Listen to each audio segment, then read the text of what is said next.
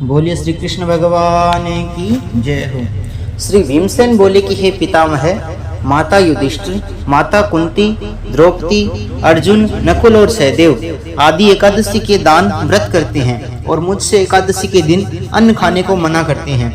मैं उनसे कहता हूँ कि भाई, मैं भक्ति पूर्वक भगवान की पूजा कर सकता हूँ, परंतु मैं एकादशी के दिन भूखा नहीं रह सकता। इस पर व्यास जी बोले कि हे भीमसेन, यदि तुम नरक को बुरा और स्वर्ग को अच्छा समझते हो तो प्रत्येक माह की दोनों एकादशियों को अन्न न खाया करो।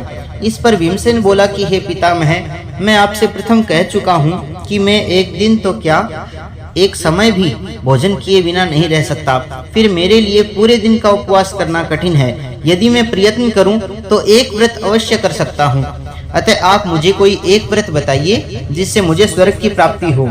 श्री व्यास जी बोले कि हे वायुपुत्र, बड़े बड़े ऋषि और महर्षियों ने बहुत से शास्त्र आदि बनाए हैं कि मनुष्य को दोनों पक्षों की एकादशियों का व्रत करना चाहिए, इससे उन्हें स्वर्ग की प्राप्ति होती है। श्री व्यास जी के वचनों को सुनकर भीमसेन नरक में जाने के डर के कारण अत्यंत भयभीत हुए और लता के समान कांपने लगे। वह बोले कि हे पितामह, अब मैं क्या करूं, क्योंकि मुझसे व्रत नहीं हो सकता। अतः आप मुझे कोई एक ही व्रत बताइए जिससे मेरी मुक्ति हो जाए। इस पर श्री व्यास जी बोले कि हे भीमसेन, कृष्ण और मिथुन संक्रांति के मध्य में ज्येष्ठ माह की शुक्ल पक्ष की एकादशी होती है, उसका निर्जला व्रत करना चाहिए।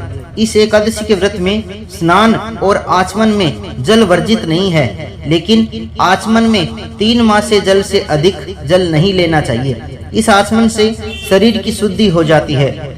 आचमन में 7 माह से अधिक जल मद्यपान के समान है। इस दिन भोजन करने से व्रत नष्ट हो जाता है। यदि सूर्योदय से सूर्यास्त तक मनुष्य जलपान न करे तो उसे 12 एकादशी के फल की प्राप्ति होती है। द्वादशी के दिन सूर्योदय से पहले ही उठना चाहिए और स्नान करके ब्राह्मण को यथा योग्य दान देना चाहिए।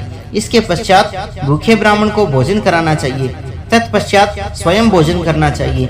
इसका फल संपूर्ण एकादशियों के फल के बराबर है। हे भीमसेन, स्वयं भगवान ने मुझसे कहा था कि इस एकादशी का पुण्य समस्त तीर्थों और दानों के पुण्य के बराबर है।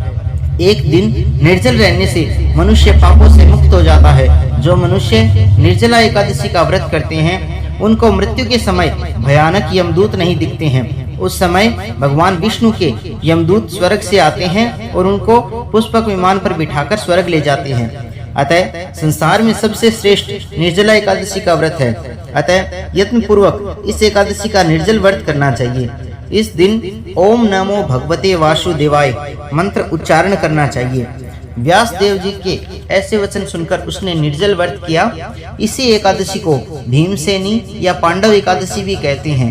निर्जल व्रत करने से पहले भगवान की पूजा करनी चाहिए और उनसे विनय करनी चाहिए कि दूसरे दिन भोजन करूंगा। मैं इस व्रत को श्रद्धा पूर्वक करूंगा, इससे मेरे सब पाप नष्ट हो जाएं।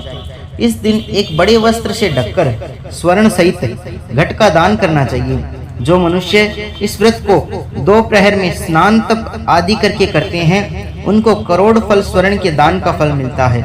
जो मनुष्य इस दिन यज्ञ होम आदि करते हैं उनका फल वर्णन भी नहीं हो सकता। इस निर्जला एकादशी के व्रत से मनुष्य विष्णु लोक को जाता है। जो मनुष्य इस दिन अन्न खाते हैं उन्हें चांडाल समझना चाहिए।